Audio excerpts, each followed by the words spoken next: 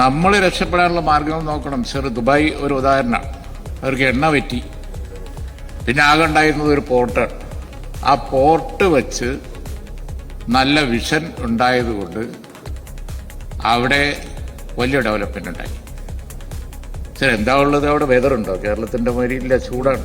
തണുപ്പാണ് ഈ തണുപ്പ്, ചൂടാണ് ഈ ചൂട്. പക്ഷേ ടൂറിസ്റ്റുകൾ വരുന്നു. ആകെയുള്ള കുറച്ച് ഒരു പോർട്ട് പോലത്തെ അടിസ്ഥാന സൗകര്യ വികസനം കൊണ്ട് വേൾഡിലെ ഏറ്റവും വലിയ ട്രേഡ് സെന്ററായി സ്റ്റേറ്റ് മാറി. ചെറിയൊരു ഉദാഹരണം ഞാൻ പറഞ്ഞു. ഇതുപോലെ മാറാൻ കഴിയും നമുക്ക്.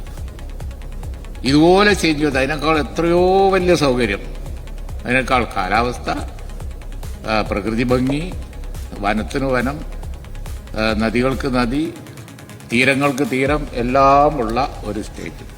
പക്ഷെ പിന്നെ എന്തുകൊണ്ടാണ് സർ നമുക്ക് പറ്റാത്തത്? അല്പം വ്യത്യസ്തമായ മാർഗത്തിൽ നമ്മൾ സഞ്ചരിക്കണം. അതിനുള്ളൊരു വിഷൻ ഈ ഡോക്യുമെന്റിൽ ഉണ്ട്. എല്ലാവരും സഹകരിച്ചാൽ നമുക്ക് നോക്കാം, അല്ലെങ്കിൽ നമ്മളെ കുട്ടികളെ അനുഭവിക്കും.